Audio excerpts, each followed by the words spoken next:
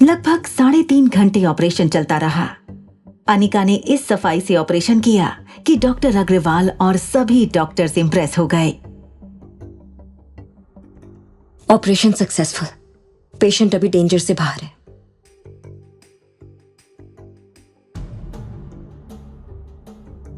Doctor Amrita, अगर आपके पास समय है तो हम साथ में चाय पी सकते हैं? डॉक्टर, मुझे अभी अर्जेंटली कहीं जाना है। मेरी एक अपॉइंटमेंट है, तो फिर कभी। श्योर।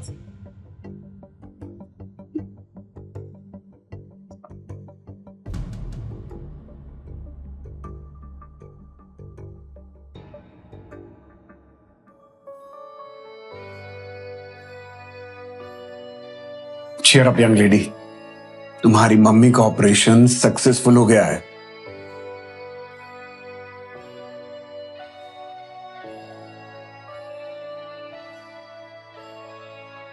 अनिका ऑपरेटिंग रूम से बाहर आई तो उसने देखा रोहित डॉक्टर अमृता का इंतजार कर रहा था। मौका देखकर अनिका बगल वाली कैबिन में जल्दी से चली गई।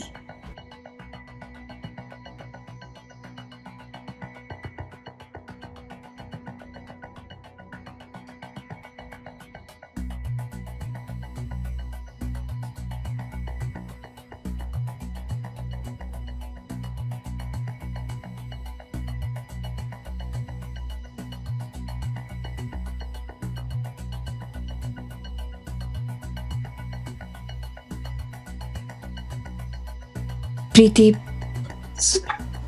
नहीं, मुझे माफ कर दो। सॉरी, मैंने आपको गलत समझा। मैं माफी के लायक भी नहीं हूँ। नहीं प्रीति, ऐसा नहीं बोलते। आपने मम्मी की जान बचाई। मुझे प्लीज माफ कर देना। मुझे प्रीति सॉरी, मुझे Please, नहीं please. पता था। प्रीति, अभी बुआ एकदम ठीक है। ओके? और एक बात, ये बात हम दोनों के बीच में रहनी चाहिए। तुम किसी को नहीं बता सकती हो। Promise me. Promise me. Promise. बुआ is out of danger.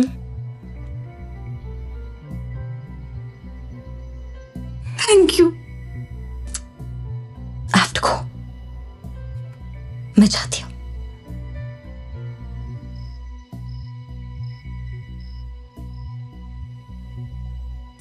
Operation की वजह से वो बहुत थक चुकी थी, इसलिए आज उसे जल्दी नींद आ गई थी।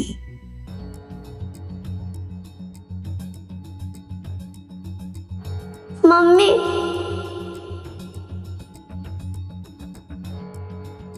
मेरे कातिल हो। मम्मी, तुमने ही मेरा खून किया है। मेरे कातिल हो। तुमने ही मेरा खून किया है।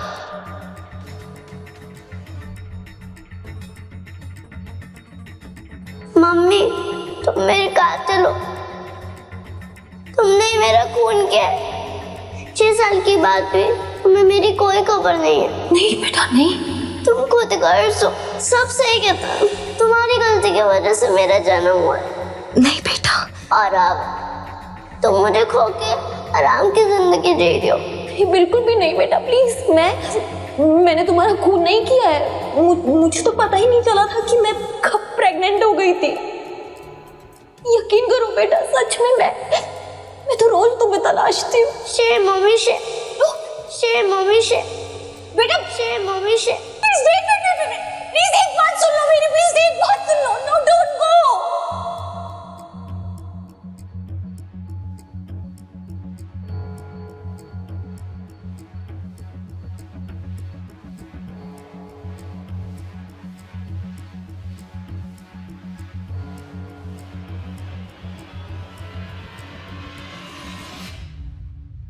लैपटॉप की स्क्रीन पर अभी भी वो गुमनाम मेल ओपन था, जिसमें लिखा था कि उसका बेटा जिंदा है, बस उसे एक शर्त पूरी करनी है।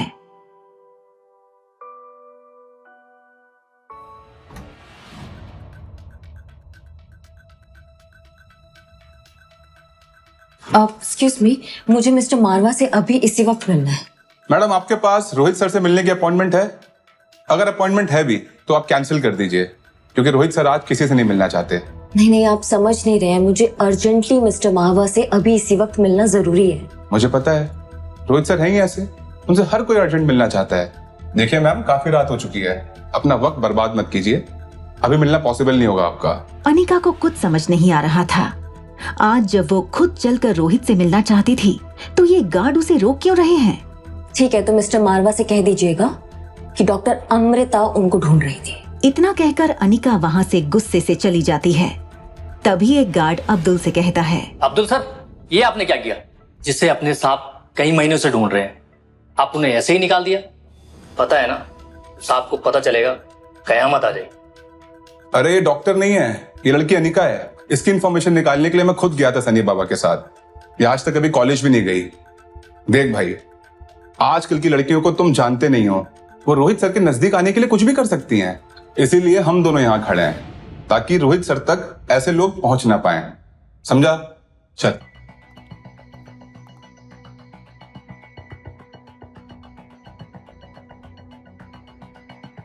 अजीब घमंडी आदमी है। मेरे मैसेज के बावजूद रोहित ने मुझे मिलने क्यों नहीं बुलाया?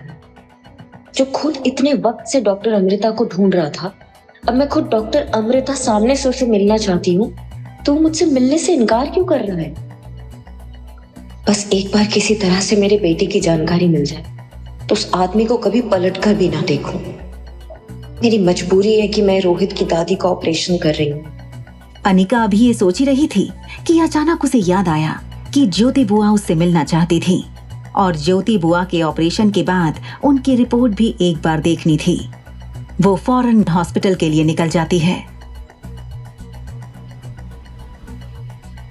अंजलि मल्होत्रा एक हाई प्रोफाइल महिला है। 2 दिन पहले ही उनके पति किशन मल्होत्रा का रोहित के होटल में एक्सीडेंट हो गया था। अनिका की कोशिश की वजह से उनकी जान बची थी। तभी से अंजलि आंटी को अनिका की तलाश थी। वो उसी ख्याल में हॉस्पिटल के बेंच में बैठी सोच रही थी। सामने से रोहित मारवा उनसे मिलने हॉस्पिटल आया था। मल्होत्रा, सब ठीक? मुझे पता चला आपको कोई जानकारी चाहिए थी। रोहित, मैं उस लड़की को ढूंढ रही हूँ जिसने मेरे हस्बैंड की जान बचाई। जी जरूर, आप चिंता न करें, मैं अभी पता कर लेता। दूसरी तरफ अनिका भी हॉस्पिटल में आ चुकी थी। तभी हॉस्पिटल के किसी कोने में एक बच्चे का साया दिखाई देता है। जय mummy Shiv, Shiv mummy Shiv, Shiv mummy Shiv, जय मम्मी शिव। कहाँ जा रहे हैं मैडम? अंदर नहीं आ सकती आप।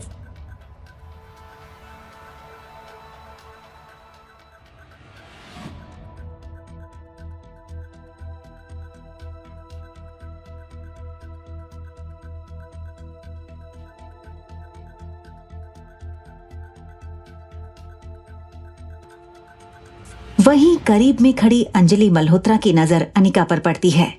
वो रोहित को बिना कुछ कहे अनिका की तरफ तेजी से बढ़ने लगती है। रोहित को कुछ समझ नहीं आ रहा था कि अंजलि आंटी ऐसे ही क्यों चली गईं। अनिका अभी लिफ्ट में जाने ही वाली होती है कि अंजलि मल्होत्रा की आवाज सुनाई देती है। सुनो सुनो बेटा, थैंक यू सो मच। आज तुम्हारी वजह से मेरे हस्बैंड जिंदा है। प्लीज आप मुझे थैंक यू मत कीजिए, ये फर्ज है मेरा। तुम यहाँ काम करती हो? नो नो, मैं यहाँ काम नहीं करती। एक्चुअली मेरे एक रिश्तेदार है, मैं उनसे मिलने आई हूँ। मैडम, क्या आपको पूरा यकीन है कि इसी लड़की ने? यस ऑफ कोर्स, मैं इसे कैसे भूल सकती हूँ? She is the one. Anjali aunty जिस तरह से अनिका को देख रही थी, रोहित को डाउट हुआ कि शायद अनिका ही वो लड़की थी जिसने किशन अंकल की जान बचाई थी। आंटी, आप इन्हें जानती हैं? I mean, क्या ये वही है जो? Yes yes Rohit, she is the one. Excuse me, क्या आप मुझे मिस्टर मावा की अपॉइंटमेंट मिल सकती है? What appointment? किस अपॉइंटमेंट की बात कर रही हैं ये? ओह, तो अभी तक आपने मेरा मैसेज उनको पहुंचाया ही नहीं है। किस मैसेज की बात कर रही हैं ये? कैसा अपॉइंटमेंट? सर, दरअसल वो मैडम कल रात को आपसे मिलने आई थी। उन्हें आपकी दादी माँ के ऑपरेशन के लिए आपसे कुछ बात करनी थी।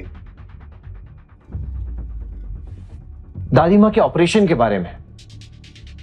तुम जानते हो मेरी दादी का ऑपरेशन मेरे लिए सबसे इंपॉर्टेंट है, और वही मैसेज तुमने मुझे नहीं दिया। सर हो सकता है कि अनिका जी ने किशन जी की जान किसी तरीके से बचाई हो, लेकिन इसका मतलब ये नहीं है ना कि सर एक सर्टिफाइड डॉक्टर है। और सर आपकी दादी माँ का ऑपरेशन इतना क्रिटिकल है कि मैंने सोचा। तो आप किसी की काबिलियत पर शक कैसे कर सकते हैं जब आपको पता ही नहीं है कि वो इंसान कितना काबिल है? जब तक आप उसे मौका नहीं देंगे तब तक आप सही गलत का फैसला कैसे कर सकते हैं? देखिए मैम, मैं रोहित सर की काफी सालों से नौकरी कर रहा हूँ और इस बात को मैं बहुत अच्छे से समझ चुका हूँ कि इनकी दादी माँ का ऑपरेशन सिर्फ डॉक्टर अमृता कर सकती हैं। और अगर कोई उनसे बेहतर हुआ तो तब भी आप उन्हें मौका नहीं देंगे? आप क्या देखते हैं? आप डिग्री देखते हैं या परफॉर्मेंस देखते हैं? कोई डॉक्टर नाम में बड़ा होता तो कोई काम में बड़ा होता। अगर उनसे कोई बेहतर डॉक्टर मिल गया तो क्या आप उन्हें मौका नहीं देंगे? लेकिन सर, सॉरी सर, मैं आपसे एक बात पूछ सकता हूँ? जी। आप हमारी मदद क्यों करना चाहती हैं? दरअसल मुझे आपकी मदद चाहिए। मैं मनाली में किसी को ढूंढने आई हूँ। उसे ढूंढने में प्लीज आप मेरी मदद करेंगे? किसे ढूंढ रही हैं आप? एक बार आपकी दादी माँ का ऑपरेशन हो जाए, उसके बाद मैं आपको सब बताऊंगी। अनिका सिर्फ उस बेनाम ईमेल में लिखी बातों पर अमल कर रही थी। अपने बेटे तक पहुंचने का उसके पास और कोई रास्ता भी नहीं था। और अगर वो ईमेल करने वाला रोहित खुद होता तो वो जानती थी कि काम पूरा होने से पहले वो रोहित को अपनी असलियत नहीं बता सकती थी। और अगर उस बेनाम ईमेल के पीछे रोहित ना भी होता तो अनिका को पता था कि उसकी दादी का इलाज करने के बाद रोहित अपने कनेक्शंस लगाकर उसके बेटे को जरूर ढूंढ लेंगे। एक्सक्यूज मी।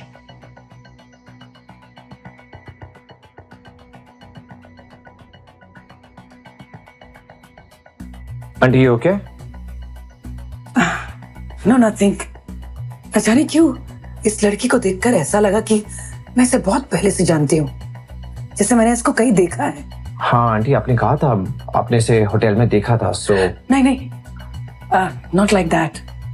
ऐसा लग रहा है कि जैसे मैं बहुत पहले से इसे जानती हूँ। खैर, मैं गलत भी हो सकती हूँ। आई मीन, मैं कुछ ज्यादा ही सोच रही हूँ। Forget it. चले देखिए।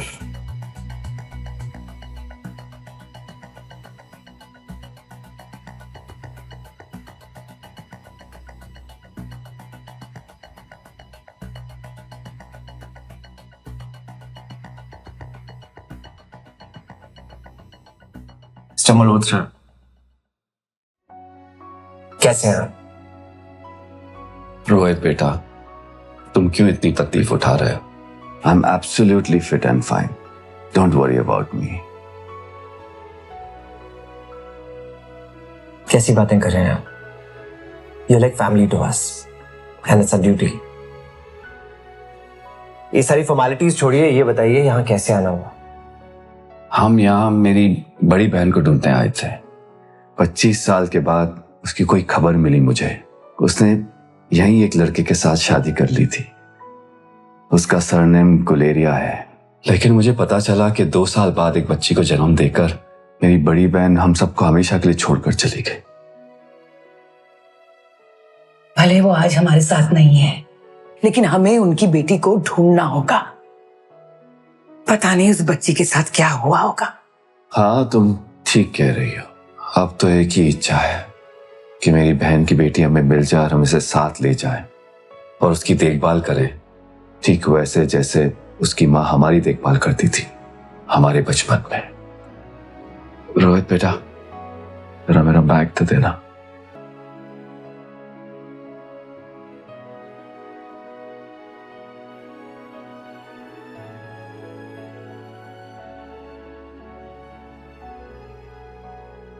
ये मेरी बहन स्वाति की तस्वीर है।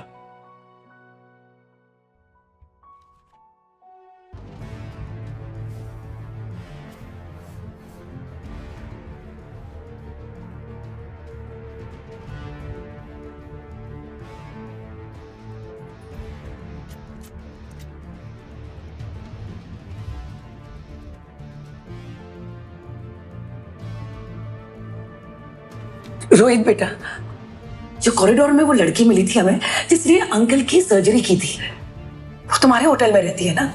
हाँ व्हाट इज हर नेम? हाँ, उसने बताया जो था, अनिका।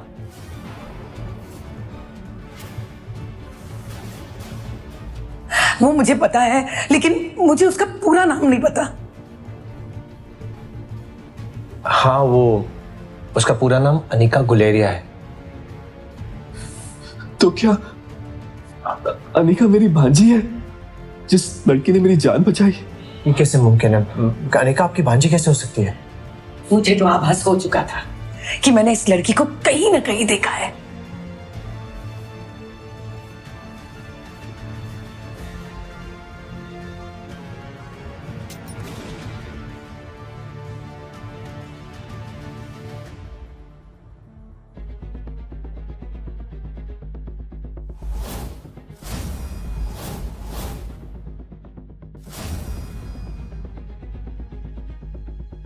रोहित सर, एक बहुत बुरी खबर है।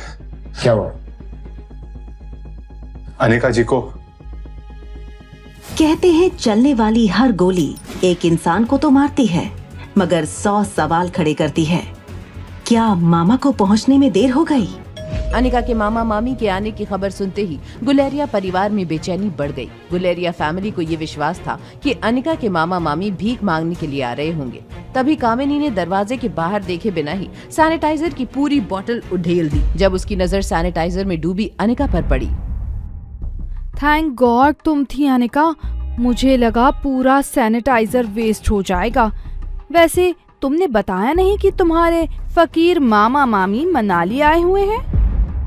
अनिका ने कामिनी की बातों का जवाब देना जरूरी नहीं समझा। गुलेरिया खानदान इस बात से अनजान था कि कुछ ही समय में उन्हें एक बड़ा झटका लगने वाला था। कामिनी आगे कुछ कहने ही वाली थी कि तभी गेट से आवाज आई। क्या मिस्टर गौतम गुलेरिया यही रहते हैं? जैसे ही मनीषा और कामिनी की नजरें अंजलि पर पड़ी, उन्हें अपनी आंखों पर विश्वास नहीं हुआ। गुलेरिया खानदान की सोच से अंजलि मामी बिल्कुल अलग थी। उनकी सीरत में भी उनकी दौलत चमक रही थी। तभी अंजलि मामी ने सबकी खामोशी तोड़ते हुए अनिका से कहा, फिर से मिल गए हम। बेटा, पहली बार तुम्हें देखकर ही मुझे लग गया था कि हमारा कुछ पुराना रिश्ता है। आप यहाँ? और आप मेरे मामा मामी को कैसे जानती हैं? आई नो, तुम्हें बहुत कुछ पूछना होगा। मैं तुम्हारे सारे सवालों के जवाब दूंगी। फिलहाल बस यही कहना चाहूंगी कि ये सब किस्मत का खेल है। उस दिन जिस आदमी की जान तुमने बचाई थी, वो तुम्हारे मामा थे। गुलेरिया परिवार के सभी लोग अंजलि मामी की सादगी में खो गए थे कि तभी कामिनी ने अंजलि मामी का पहना हुआ डायमंड नेकलेस देखा। उससे रहा नहीं गया और उसने मामी से कहा, योर नेकलेस इज स्टनिंग। क्या ये असली डायमंड्स हैं? ऑफ कोर्स नकली है बेटा।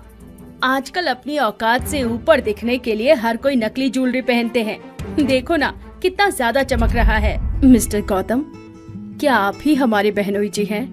यस, मैं ही गौतम गुलेरिया हूँ। आपने फोन पर मुझसे ही बात की थी। वैसे आप बहुत ही खूबसूरत हैं। कहीं आप फिल्मों में तो काम नहीं करती? फिल्मों में तो नहीं, लेकिन मैं एक आर्टिस्ट जरूर हूँ। जी, आपने जैसे ही कॉल किया था अनिका से मिलने के लिए, वैसे ही हमने उसे कॉल करके बुला लिया था। Thank you mister Gautam. Anika बेटा, क्या हम कहीं अकेले में बैठकर बात कर सकते हैं? Sure aunty.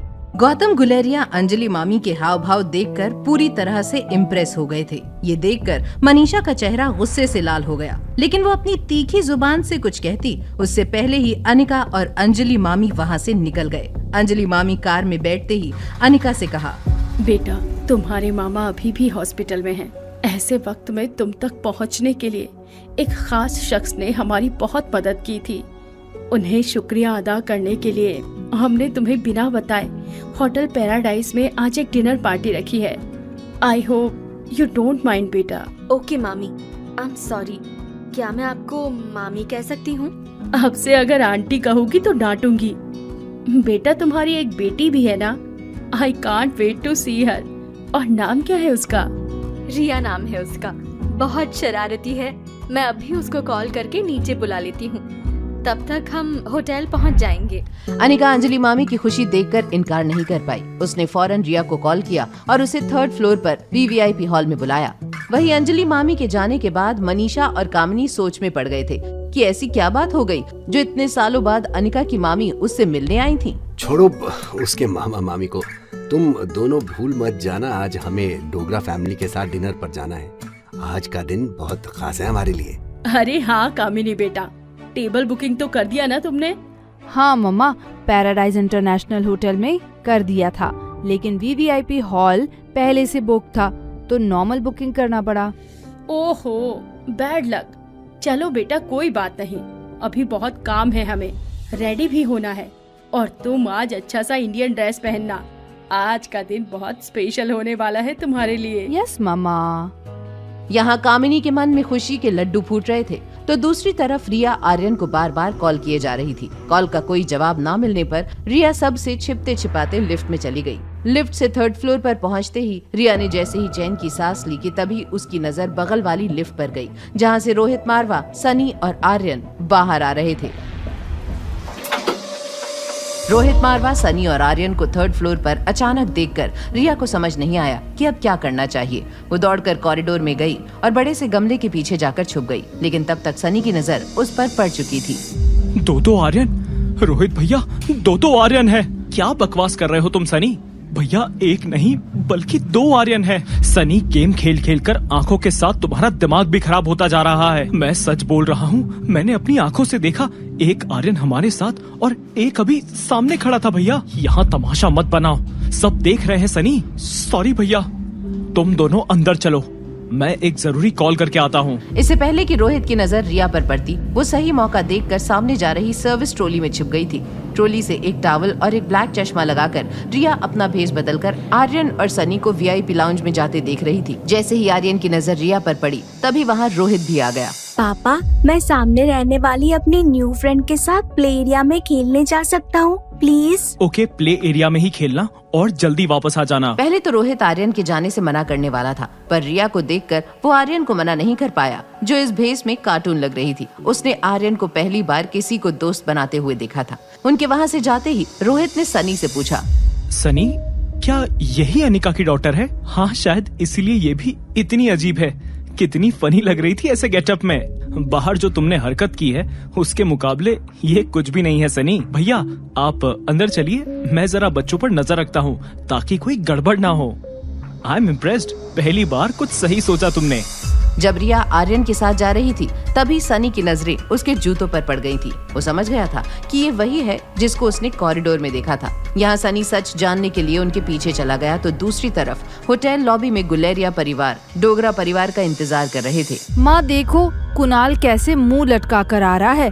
ये सब उस अनिका की वजह से हुआ है।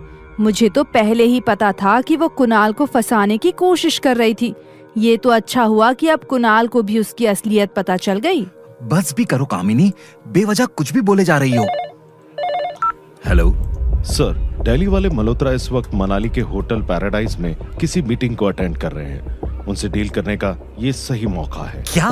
किस फ्लोर पर है वो? सर 3rd फ्लोर के वीवीआईपी लॉन्च में है उनकी मीटिंग। ओके, मैं अभी आता हूँ। इससे अच्छा मौका नहीं मिल सकता मुझे।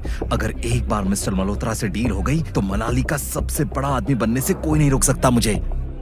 यहाँ कुणाल खुश होकर 3rd फ्लोर के लिए निकल गया था, तो वहीं दूसरी तरफ अनिका और अंजलि को वीवीआईपी लाउंज में आता देख रोहित सरप्राइज हो गया। जैसे ही रोहित और अनिका की नजरें टकराईं, वो एक दूसरे को देखते ही रह गए। दोनों के बीच एक अनसुनी खामोशी थी। तभी अनिका ने पूछा, मेरी बेटी रिया वो नहीं आई अभी तक? वो मेरे बेटे आर्यन के साथ प्ले एरिया में खेलने गई है। डोंट वरी, वो सेफ है वहाँ। आई एम सो सॉरी, वो मेरी बेटी थोड़ी शैतान है, मगर आप चिंता मत कीजिए, मैं अभी उन्हें लेकर आती हूँ। अनिका को पता था कि रोहित मारवा उसे पहले से ही अपने बेटे का दुश्मन समझता था और रिया का उसके बेटे आर्यन के साथ खेलना सेफ नहीं था। अनिका बिना समय जाया किए रिया को लेने वहाँ से निकल गई। वो कॉरिडोर से जा ही रही थी कि तभी वो किसी से टकरा गई। सॉरी।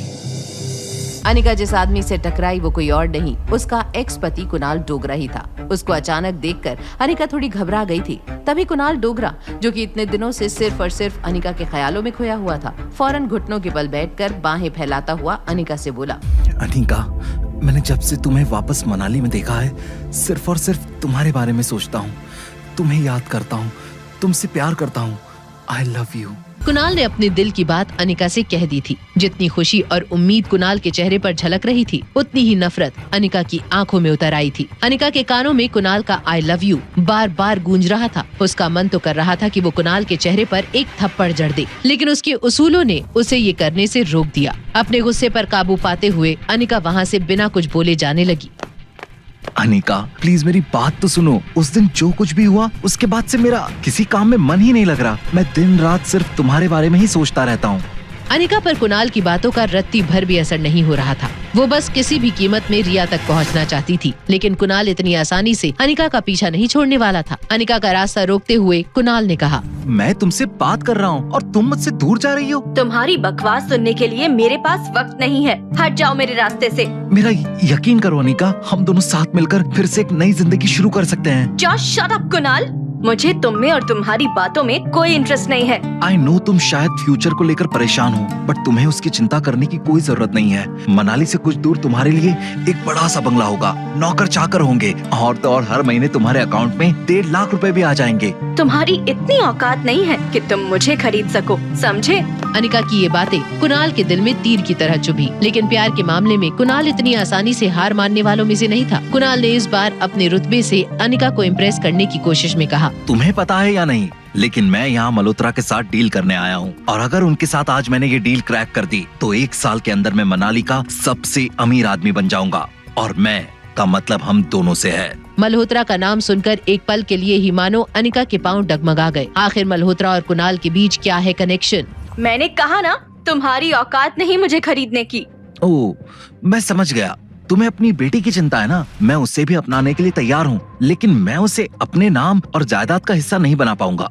अगर तुम्हें मेरी ये शर्त मंजूर है तो मैं तुम्हारी सारी गलतियाँ माफ कर दूंगा। किस गलती की बात कर रहे हो तुम? Are you out of your mind? आखिरी बार बोल रही हूँ, हट जाओ मेरे रास्ते से। ठीक है बाबा, तुम्हारी सारी शर्तें मंजूर है। तुमसे शादी भी करूंगा और तुम्हारी बेटी को अपना नाम भी दूंगा। अब खुश? गुस्से में दूर जाती अनिका को रोकने के लिए कुणाल ने अनिका का हाथ पकड़ लिया, लेकिन कुणाल की इस हरकत से अनिका का गुस्सा अब 7वें आसमान पर पहुंच चुका था। लेकिन इसके पहले कि अनिका उसका हाथ छुड़ा पाती, अनिका को पीछे से एक जोर का धक्का लगा और उसका सिर सामने वाली दीवार से जाकर टकरा गया। ये तुमने क्या किया कामिनी? मेरा हाथ छोड़ो कुणाल, ये लड़की तुम्हें अपने वश में कर रही है। आज मैं इसे जिंदा नहीं छोड़ूंगी। क्या तुम पागल हो गई हो? ये क्या कर रही हो? पीछे हटो।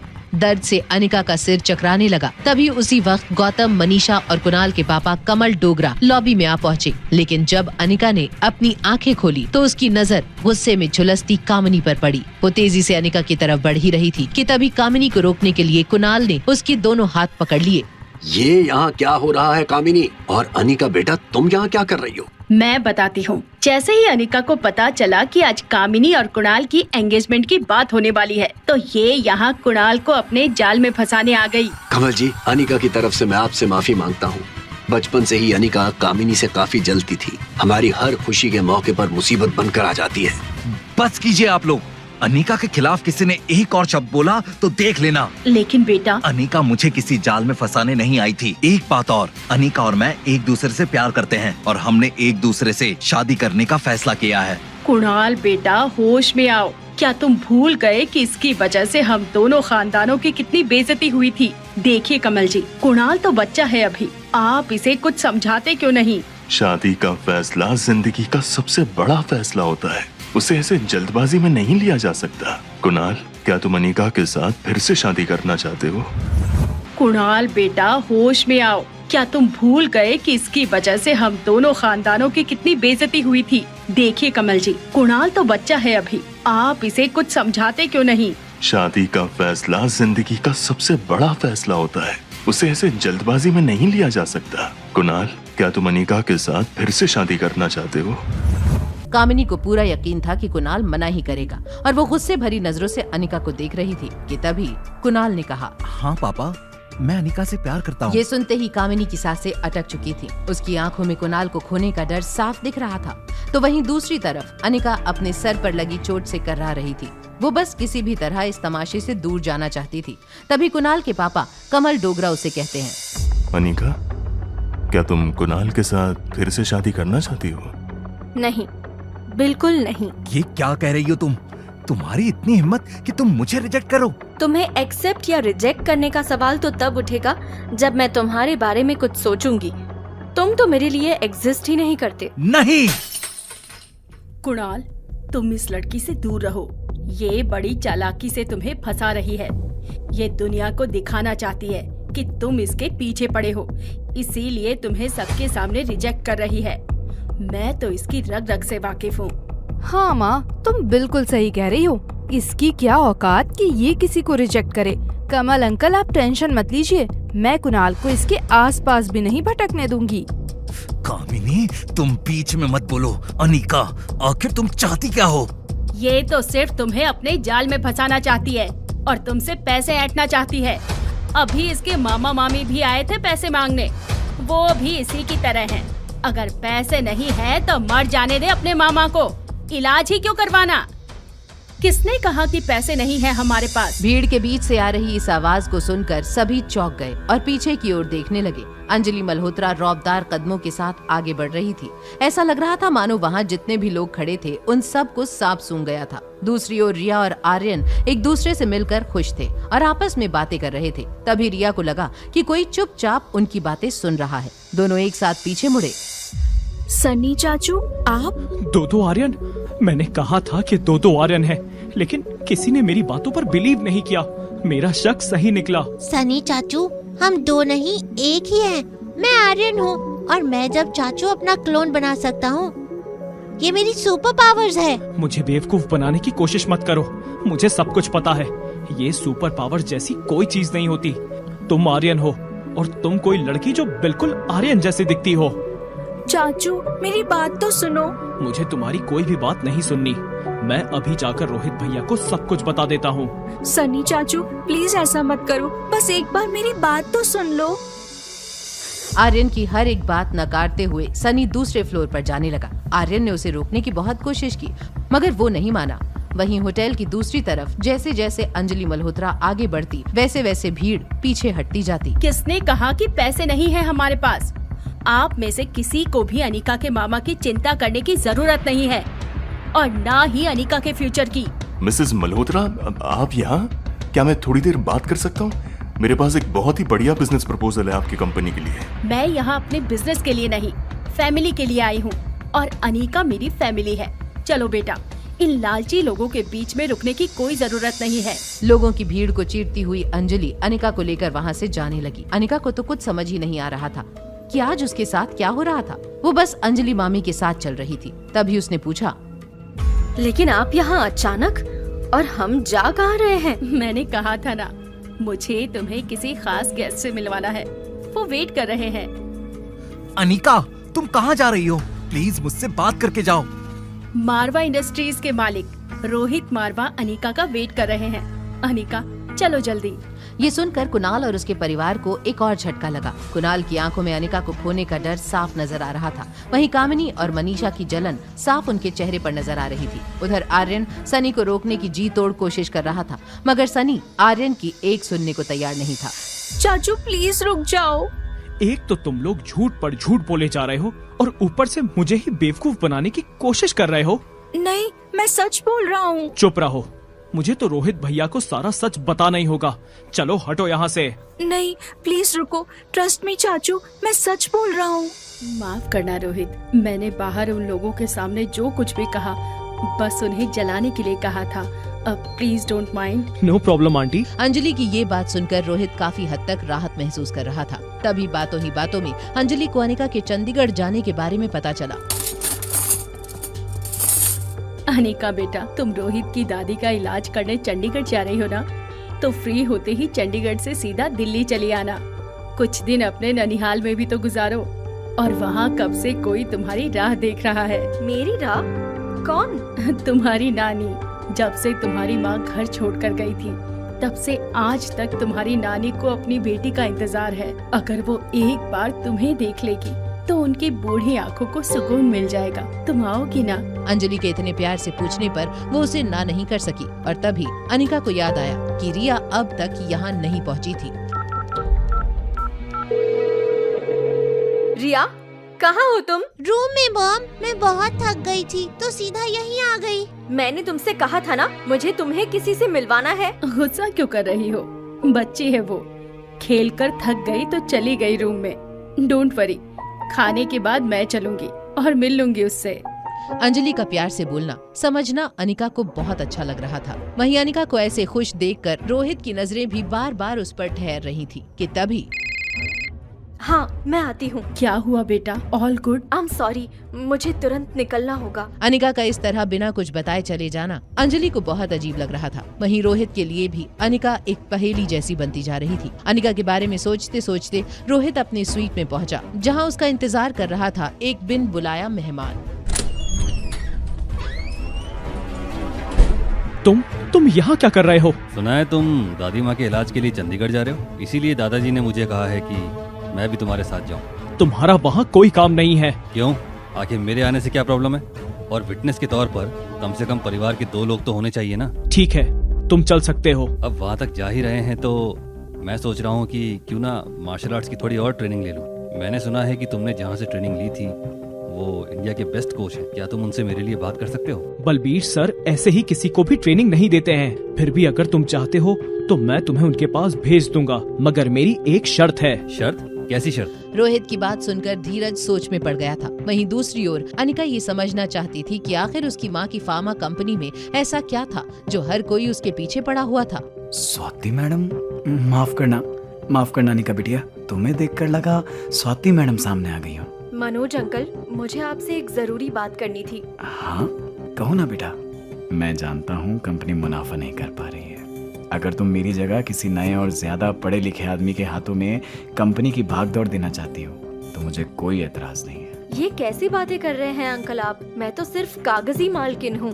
ये कंपनी मुझसे कहीं ज्यादा आपकी है। मैंने तो आपको यहाँ बस इतना पूछने के लिए बुलाया था कि क्या इस कंपनी के अलावा भी कुछ है जो मेरी माँ मुझे देना चाहती थी। हाँ बेटा, एक और चीज है तो सही। अनिका के मन में ये सवाल दौड़ रहा था कि इस कंपनी के अलावा और कौन सी चीज थी जो उसकी माँ उसके लिए छोड़कर गई थी। वहीं रोहित की शर्त ने न सिर्फ धीरज बल्कि आर्यन और सनी को भी चौंका दिया था। क्या तुम चाहते हो कि मैं इस आर्यन को मेरे साथ मार्शल आर्ट सीखने ले जाऊँ? तुम श्योर हो? रोहित मारवा कभी बिना श्योर हुए कोई बात नहीं बोलता। सनी और आर्यन समझ नहीं पा रहे थे कि रोहित अचानक धीरज पर भरोसा कैसे कर सकता था। वहीं अनिका मनोज से अपनी माँ और फार्मा कंपनी के बारे में ज्यादा से ज्यादा बातें जान लेना चाहती थी। प्लीज बताइए ना अंकल, वो क्या चीज है जो मेरी माँ मेरे लिए छोड़ कर गई है? काबिल, स्वाति मैडम तुम्हारे लिए ढेर सारी काबिलियत छोड़ गई है और वो तुम्हें देखकर साफ पता चलता है। अनिका को मनोज से मिलकर अच्छा तो लगा, लेकिन वो जिन सवालों के जवाब तलाश रही थी वो उसे नहीं मिले थे। वापस आकर भी अनिका इन्हीं सवालों में उलझी थी। तभी कब तक प्रैक्टिस से भागती फिरोगी? मेरे कैंप का नाम खराब करके रख दिया है तुमने। बलबीर सर, प्लीज चिल्लाइए मत। मैं बहुत थक गई हूँ और आपको तो पता है मैं सारा दिन कितनी बिजी रहती हूँ। तुमसे उम्मीद रखना ही बेकार है। एक काम करो, अपनी बेटी रिया को ही मेरे कैंप में भेज दो। लगता है वही मेरे कैंप का नाम रोशन करेगी। दिन भर की थकी अनिका घर आकर गर्म पानी का शावर लेने लगी कि तभी कमरे में कुछ गिरने की आवाज आई और वो बाथरूम में ही बाथरूम से बाहर आ गई। बाहर आते ही अनिका ने देखा कुछ ऐसा जिसे देखते ही उसकी चीख निकल गई। हाउ डेयर यू मिस्टर मारवा, इतनी रात में मेरे रूम में बिना परमिशन के कैसे आ सकते हैं आप? रोहित नशे की वजह से अनिका की बातें ऐसे सुन रहा था जैसे वो गाना सुन रहा हो। तभी वो अनिका के करीब आया और अपनी उंगली अनिका के होठों पर रखी। अनिका फिर भी शांत नहीं हो रही थी कि तभी रोहित ने अनिका को किस कर लिया। तुमने इतनी रात में अपने कमरे में बुलाया और अब खुद ही लात मार रही हो। What is wrong with you? Mister Marwa, क्या बकवास कर रहे हैं आप? बकवास? आपने ही नोट भेजा था जिसमें लिखा था meet me in my room. Mister Marwa, आप पागल हो चुके हैं। मैं अभी पुलिस को कॉल करती हूँ। अनिका अपना फोन लेने के लिए आगे बढ़ी ही थी कि तभी रोहित ने उसका हाथ पकड़ा। अनिका ने तुरंत रोहित का हाथ उल्टा करके उसे गिरा दिया। अनिका फिर फोन लेने के लिए आगे बढ़ रही थी। तभी रोहित ने उसका बाथरोब पकड़कर उसे रोकने की कोशिश की और बाथरोब उसके हाथ में रह गया। अनिका जल्दी से रूम में लगे पर्दे के पीछे छिप गई। बदतमीज, मुझे मेरे कपड़े लेने हैं। तुम वॉल के साइड मुंह करके खड़े हो जाओ। और मैं आपकी बात क्यों मानूं? तो इतना समझ लेना, तुम इस रूम के बाहर जिंदा नहीं जा पाओगे। अनिका को भी नशे का असर होने लगा था। उसे समझ नहीं आ रहा था कि वो कैसे रोहित से अपनी बात मन पाए। अनिका रोहित के लड़खड़ाते हुए कदम देखकर समझ गई थी कि उसे भी किसी ने ड्रग्स दिए थे। तभी अनिका ने कहा, आपको भी किसी ने ड्रग दिया क्या? क्या मतलब किसी ने? आपने ही दिया होगा। होश में है आप? मैं भला क्यों ड्रग दूंगी? मैं तो जहर भी ना दूं आपको। रोहित अनिका की ये बात सुनकर वॉल की तरफ मुड़ गया। कुछ टाइम बाद अनिका रूम से कपड़े पहनकर वापस आई तो समझ चुकी थी कि उन दोनों को किसी ने ड्रग दिया था, जिसका असर रोहित पर काफी ज्यादा हो रहा था। देखिए मिस्टर मारवा, जो ड्रग आपको और मुझे दिया गया है वो अपना काम शुरू कर चुका है। आपको कंट्रोल रखना होगा। मुझे आप में पहले भी कोई इंटरेस्ट नहीं था और ना अब है। तब तो आपको मेरे इंटरेस्ट के बारे में समझ आ गया होगा। रोहित की ये बात सुनकर अनिका ब्लश करने लगी, लेकिन इसके पहले की सिचुएशन आउट ऑफ कंट्रोल हो जाती। अनिका ने रोहित को स्वीट से बाहर भेजना जरूरी समझा, लेकिन अनिका के बार बार कोशिश करने के बावजूद गेट नहीं खुला। शायद गेट बाहर से लॉक है और ये शख्स वही होगा जो चाहता है हम दोनों। Shut up! आप सीसीटीवी का अकाउंट और पासवर्ड बताइए। इस ऐप के जरिए हम सीसीटीवी कैमरा फुटेज चेक कर सकते हैं कि हमें ड्रग देने वाला शख्स कौन है। रोहित अनिका की इस बात से बहुत इम्प्रेस हो गया। जैसे ही अनिका ने लैपटॉप में सीसीटीवी फुटेज खोली, उन्हें गेट के बाहर 3 लोग नजर आए। थोड़ा ध्यान से देखने के बाद रोहित को रियलाइज हुआ कि ये तो सनी और आर्यन जैसे लग रहे हैं। तभी अनिका की नजर रिया पर गई। ये तो मेरी बेटी रिया है। आर्यन? ये मेरा बेटा आर्यन लग रहा है। अब समझ में आया इतनी गिरी हुई हरकत कौन कर सकता है। ये बीच में खड़ा आदमी आपका छोटा भाई है ना? आपके छोटे भाई से उम्मीद भी क्या हो सकती है मिस्टर मारवा? गेट के बाहर खड़े रिया, आर्यन और सनी अंदर की आवाजें सुनने की कोशिश कर रहे थे। अनिका और रोहित की लड़ाई से बाहर बहुत शोर हो रहा था कि तभी रिया ने पूछा, सनी चाचू, मॉम एंड डैड इतना झगड़ क्यों रहे हैं? मेडिसिन सही से काम नहीं किया क्या? देखो, मेरी दी गई दवा का असर सिर्फ बड़ों पर होता है। तुम लोग टेंशन मत लो, दवा सही काम कर रही है। कहीं ये दोनों झगड़कर एक दूसरे को चोट ना पहुंचा दे। प्यार तो बहुत दूर की बात है चाचू, दोनों बात भी नहीं करेंगे फिर। बेटा, अंदर जो होने वाला है वही प्यार बढ़ाएगा उन दोनों के बीच। लास्ट टाइम जब ऐसा झगड़ा हुआ था तब तुम दोनों पैदा हुए थे। बस एक बार मम्मा दादी का इलाज कर दे, उसके बाद उन्हें सब सच बता देंगे। अगर मॉम एंड डैड तब तक एक दूसरे के प्यार में नहीं पड़े तब हम क्या करेंगे? तब हम उन्हें ज्यादा फोर्स नहीं करेंगे। सनी, गेट खोलो अभी के अभी। अगर मेरे 10 गिनने तक तुमने गेट नहीं खोला तो तुम सोच नहीं सकते मैं तुम्हारा क्या हश्र करूंगा। 1, 2, 3, 4, 5, 6, 7, 8। आर्यन कहाँ है? रूम में भाई, उसे अंदर भेज दिया हूँ। रोहित गुस्से में सनी का हाथ पकड़कर अपने स्वीट में ले गया। तभी अनिका बाहर आकर रिया को खोजने लगी।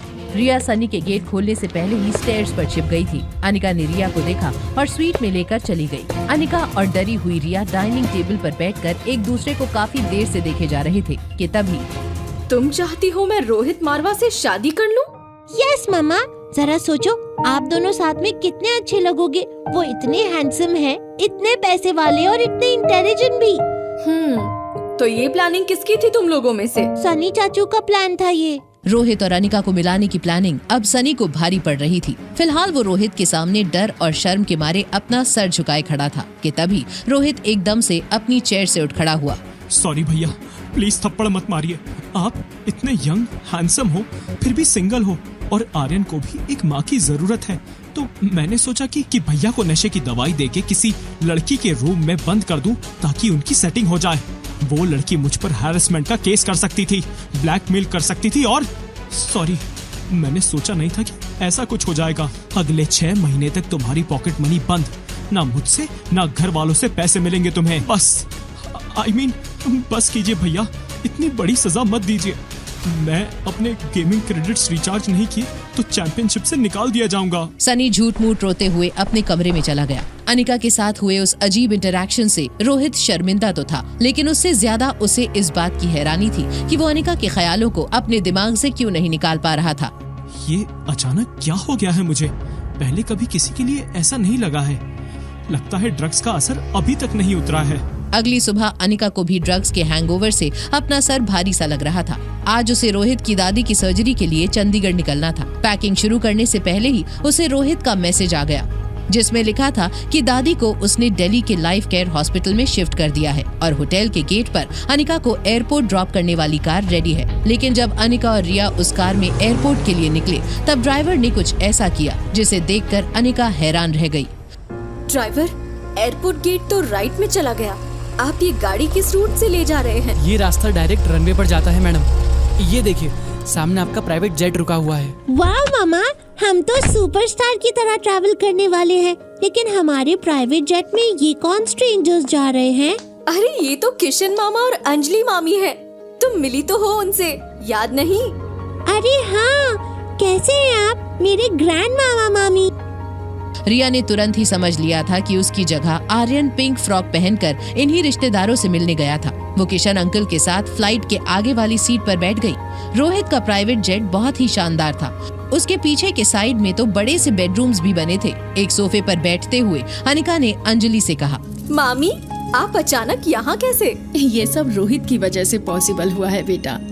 उसे जैसे ही पता चला तुम हमारी भांजी हो, उसने हमारा ट्रेवल साथ में बुक कर दिया। जिस हॉस्पिटल में तुम रोहित की दादी का ऑपरेशन करने वाली हो, सोच रही हूँ उसी हॉस्पिटल में इन्हें ऑब्जर्वेशन के लिए ले आऊं। बहुत अच्छा आइडिया है मामी। अब मैं कुछ देर रेस्ट कर लेती हूँ ताकि ऑपरेशन के लिए फ्रेश रहूँ। आप प्लीज रिया पर नजर रखिए, वो मामा जी को ज्यादा परेशान ना करे। फिक्र मत करो बेटा, इतने सालों बाद पोती नसीब हुई है, थोड़ा परेशान करने दो उसे। कुछ ही देर में फ्लाइट दिल्ली लैंड हुई और अंजलि मामी के साथ रिया को उनके घर के लिए रवाना करके अनिका किशन मामा को लेकर लाइफ केयर हॉस्पिटल पहुंची। वीवीआईपी रूम में एडमिट होते ही किशन अंकल अनिका से टकरार करने लगे। ये नाइंसाफी है बेटा। अंजलि को रिया के साथ खेलने भेज दिया और मुझे यहाँ हॉस्पिटल में अकेला छोड़ दिया। अरे अब मैं पूरी तरह ठीक हूँ। ऑपरेटिंग रूम के बाहर रोहित का पूरा परिवार मौजूद था, लेकिन अपनी दादी की फिक्र करने के बजाय सब रोहित और आर्यन को ताने मारने में लगे हुए थे। क्या जरूरत थी दादी को ऐसी नाजुक हालत में चंडीगढ़ से दिल्ली शिफ्ट कराने की? तुम्हें उनकी फिक्र है या नहीं? रास्ते में कुछ हो जाता तो? देखिए चाची, यहाँ की फैसिलिटीज चंडीगढ़ के हॉस्पिटल से ज्यादा अच्छी हैं। मुझे दादी की फिक्र है, इसीलिए उन्हें शिफ्ट करवाया है। इतनी फिक्र है तो आर्यन को क्यों लाए यहाँ? दादी को गिराना क्या काफी नहीं था कि उनकी सर्जरी में भी बाधा डालने लाया है इस मनुष्य को? डैड, मेरी वजह से दादी ज्यादा बीमार हो गई तो मैं यहाँ नहीं रुकना चाहता। कोई भी नहीं चाहता कि मैं यहाँ पर रहूं। आर्यन की मासूमियत देखकर रोहित को अपनी फैमिली पर और ज्यादा गुस्सा आ गया। उसने आर्यन को एक नर्स के साथ एक प्राइवेट रूम में भेज दिया। आर्यन उस स्टाफ का हाथ पकड़कर जा ही रहा था कि तभी सामने से तेजी से चलती आ रही अनिका नजर आई। आर्यन ने जल्दी से अपना चेहरा नर्स के पीछे छुपा लिया और इससे पहले कि अनिका की नजर आर्यन पर पड़ती, ऑपरेशन थिएटर से एक जूनियर डॉक्टर भागती हुई उसके पास आई। ऑपरेशन रूम के बाहर पंकज, आयुष, लड्डू और बाकी के मारवा परिवार के लोग दादी माँ के लिए मगरमच्छ के आंसू बहा रहे थे। अनिका वहाँ खड़ी ये सब देख रही थी। वो चुपचाप ऑपरेशन थिएटर में चली गई और जैसे ही उसने दादी माँ की हालत देखी, उसने जल्द से जल्द अपना प्रोसीजर शुरू किया। अनिका दादी को चेक कर रही थी, तभी रोहित अनिका के पास जाकर बोला, दादी माँ को कैसे भी ठीक कर दीजिए। डॉक्टर तो भगवान का रूप होते हैं। आप कोई चमत्कार कर दो, मैं जिंदगी भर आपका कर्जदार रहूंगा। रोहित, खुद को संभालो। आपकी दादी माँ की कंडीशन ठीक नहीं है। उन्हें जो कार्डियक अरेस्ट आया था, उसकी वजह से उनकी बॉडी बहुत वीक हो चुकी है। आप बोलना क्या चाहती है? इनकी बॉडी में मल्टीपल ऑर्गन फेलियर के चांसेस बढ़ गए हैं। अगर इन्हें 24 घंटे में होश नहीं आया तो इनके बचने की उम्मीद बहुत कम है। आप ऐसा कैसे बोल सकती हैं? जल्दी से जल्दी आप ऑपरेशन क्यों नहीं करती? दादी माँ की उम्र 80 साल की है और उनकी बॉडी बहुत वीक है और ऑपरेशन से ब्रेन में ब्लड क्लॉटिंग हो सकती है, जिससे वो हमेशा के लिए कोमा में जा सकती हैं या उनकी मौत हो सकती है। रोहित को समझाते हुए अनिका की असिस्टेंट और रोहित आईसीयू वार्ड से बाहर आ ही रहे थे, तभी पंकज, आयुष और लड्डू ने उनकी बातें सुन ली और रोहित को घेर लिया। पंकज ने गुस्से में बाकी के परिवार वालों से कहा, डॉक्टर बोल रहे हैं कि माँ नहीं बच पाएगी। क्या बिगाड़ा था मेरी माँ ने उस आर्यन का? हे भगवान, मेरी जान ले ले पर मेरी माँ को बचा ले। ये सब तुम्हारी वजह से हो रहा है रोहित। चाचा, ये एक्टिंग करना बंद करिए और चिल्लाना भी। मेरी माँ मर रही है और तुम्हें लग रहा है कि मैं एक्टिंग कर रहा हूँ? एक्टिंग तो तुम कर रहे हो। आंखों पर पट्टी बांध रखी है तुमने। पापा, आर्यन दिमागी तौर से बीमार है। उसे क्या पता था कि दादी को धक्का देने से क्या होगा? उसे तो शायद मजा आया होगा। आर्यन में तुम तीनों से ज्यादा दिमाग है। हटो मेरे रास्ते से, मैं यहाँ और नहीं रुक सकता। अगर दादी माँ को कुछ भी हुआ तो मुझसे बुरा कोई नहीं होगा। लड्डू हॉस्पिटल कॉरिडोर से प्राइवेट रूम की तरफ दौड़ा। रोहित ने तेजी से उसको पीछे से पकड़ लिया और रोकने की कोशिश करने लगा, जिससे लड्डू जमीन पर गिर गया और जोर जोर से रोने लगा। पंकज और आयुष ने लड्डू को उठाया। लड्डू ने रोहित की तरफ उंगली से इशारा करते हुए कहा, रोहित चाचा ने मुझे जोर से जमीन पर पटक दिया। तुम्हें शर्म नहीं आती है? एक छोटे बच्चे को ऐसे ट्रीट करते हो? इस बच्चे को कुछ मैनर सिखाओ, और अगर नहीं सिखा सकते तो मेरे पास भेज दो। 2 दिन में बड़ों के साथ कैसे पेश आते हैं सिखा दूंगा। अगर इतने ही बड़े टीचर हो तो अपने बेटे को भी जरा सा मैनर्स सिखा देते, जिसकी वजह से आज तुम्हारी दादी मौत से लड़ रही है। काश तुमने उसे मैनर्स सिखाए होते तो आज तुम्हारी दादी मौत से नहीं जूझ रही होती। वो बच्चा नहीं, एक मर्डरर है। जबान संभाल के, मेरा बेटा कोई खूनी नहीं है। रोहित, मैं तुम्हारी फीलिंग्स को समझता हूँ, पर गुस्सा करने से सच्चाई बदल नहीं जाएगी। सच ये है कि मेरे आर्यन को किसी ने फंसाने की कोशिश की है। कोई क्यों करेगा ऐसा? तुमने सीसीटीवी की फुटेज देखी है? उसमें साफ साफ दिख रहा है कि तुम्हारे बेटे आर्यन ने ही दादी को धक्का मारा था। उसमें आर्यन का चेहरा तो नहीं दिख रहा है ना? बार बार एक ही बात बोल के झूठ को सच बनाने की कोई जरूरत नहीं है। झूठ और सच का फैसला दादाजी करेंगे। उन्होंने सीसीटीवी की क्लिप देखी है और उन्होंने अपना फैसला भी तैयार कर लिया है। अगले हफ्ते फैमिली मीटिंग में वो आर्यन को मारवा खानदान से हमेशा के लिए निकाल देंगे। मैं ऐसा होने नहीं दूंगा आयुष। मास्क पहना हुआ आर्यन हॉस्पिटल कॉरिडोर में चुपके से सब कुछ सुन रहा था। उसकी आंखों से आंसू गिरे जा रहे थे और वो खुद को रोक नहीं पा रहा था। उसे पता था कि उसकी दादी माँ को जो इंसान बचा सकता था वो उसकी माँ थी। वो भागते हुए अनिका के पास गया और उसके पैर पकड़कर फूट फूट कर रोते हुए बोला, प्लीज दादी माँ को बचा लीजिए। रोना बंद करो और मेरा पैर छोड़ो। मुझे प्रॉमिस करो कि आप दादी माँ को बचा लोगे। मैं झूठे प्रॉमिस नहीं करती। और तुम हो कौन?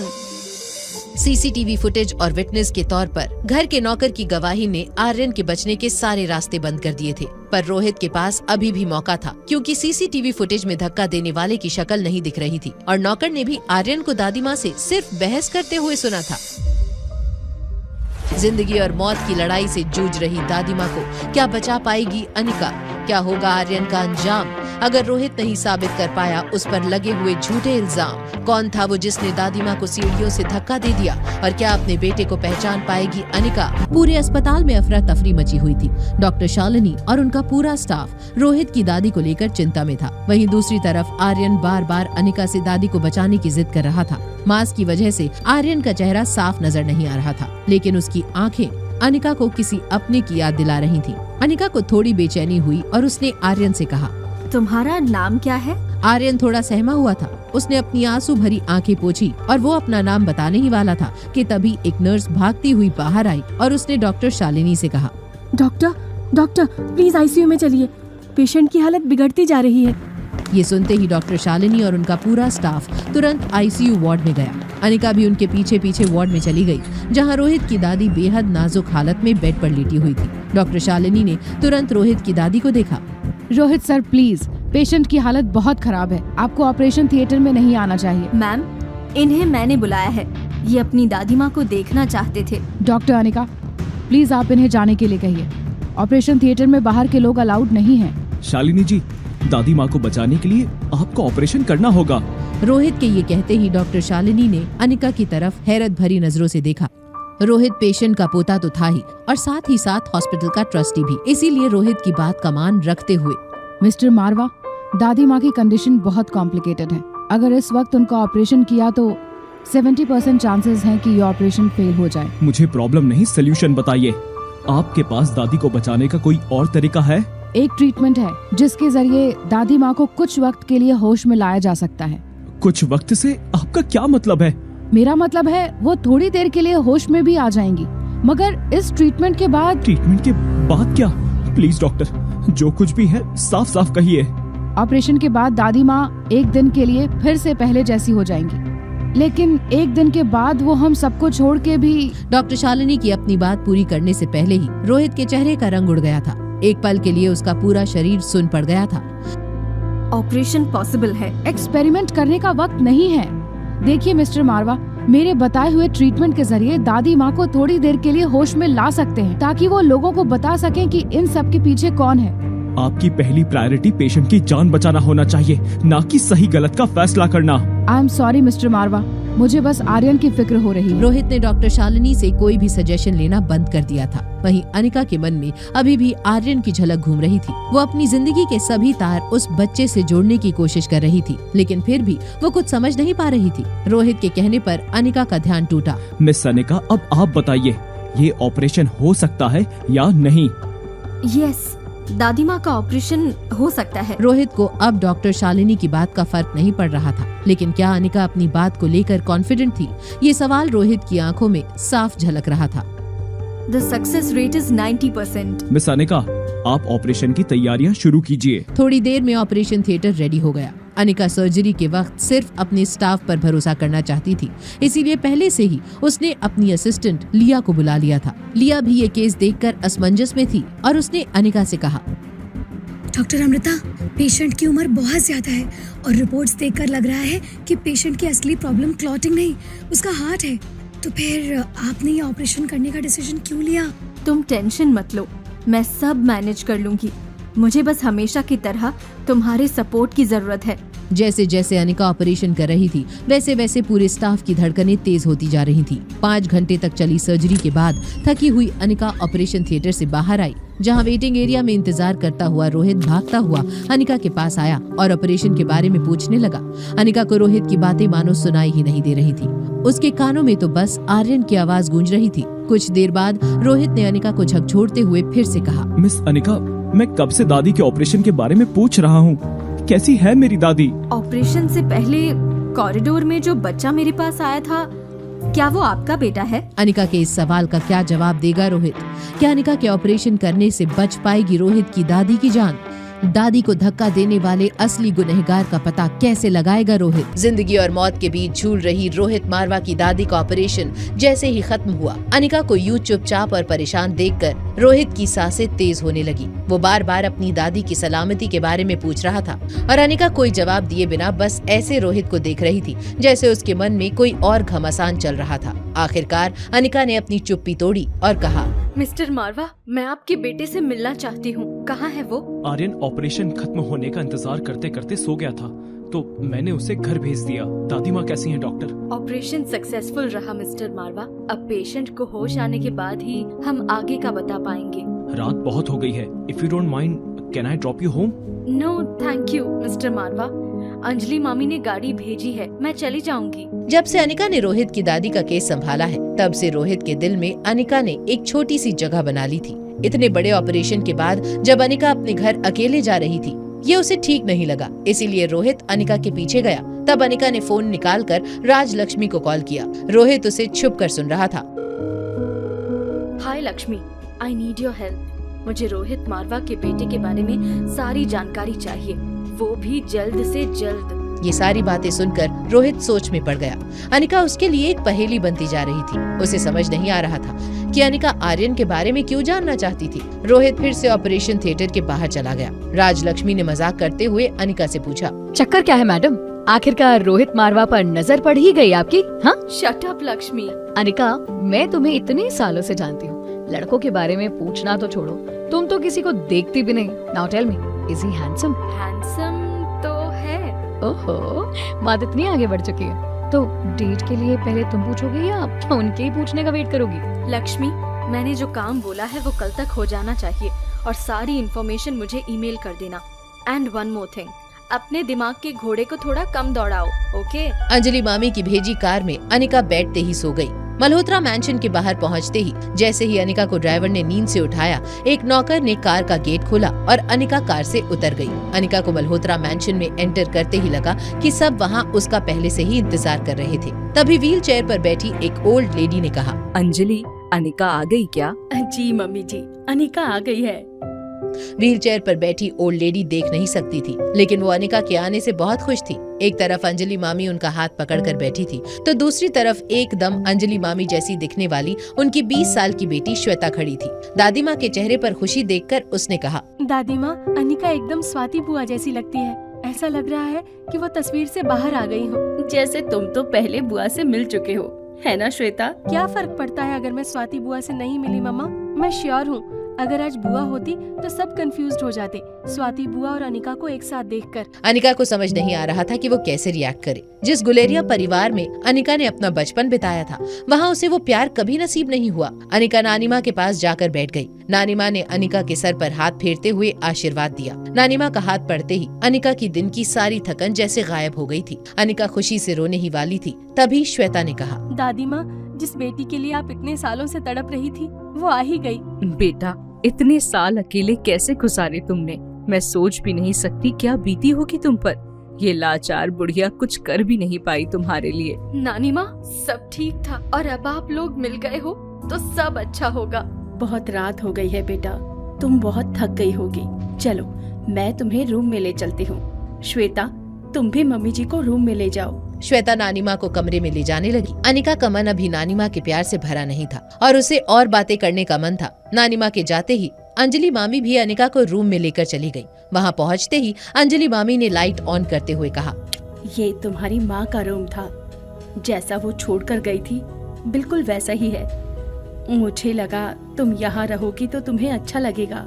थैंक यू मामी। रिया बहुत प्यारी बच्ची है, जब से आई है सब उसके साथ बातें करते हैं और खेलते हैं। थोड़ी देर पहले ही मैंने रिया को सुला दिया, तुम थक गई होंगी ना। गुड नाइट बेटा। अंजलि मामी के जाते ही अनिका रिया के पास लेट गई। थोड़ी देर बाद उसको एक कॉल आया। अनिका को लगा इतनी रात में कौन हो सकता है। उसने धुंधली आंखों से फोन में देखने की कोशिश की, लेकिन जब उसने टाइम देखा उसके होश उड़ गए। सुबह के 9 बज चुके थे कि तभी बाहर से गेट पर अंजलि मामी के नॉक करने की आवाज आई। अनिका, अनिका गेट खोलो बेटा, हॉस्पिटल से कॉल आया है। रोहित की दादी को लेकर इमरजेंसी है, तुम्हें तुरंत बुलाया गया है। ऐसा क्या हुआ दादी माँ को जिसने उड़ा दी अनिका की नींद? क्या दादी माँ के साथ खत्म हो जाएगी अनिका की उम्मीद अपने बेटे से मिलने की? क्या इस मोड़ पर अनिका के नए रिश्ते उसकी जिंदगी को नई राह दिखाएंगे? जानने के लिए देखिए अगला एपिसोड सिर्फ पॉकेट FM के YouTube चैनल पर। और एक लड़की को देखा तो के सारे एपिसोड्स को सुनने के लिए डिस्क्रिप्शन में दी हुई लिंक से डाउनलोड कीजिए पॉकेट FM ऐप।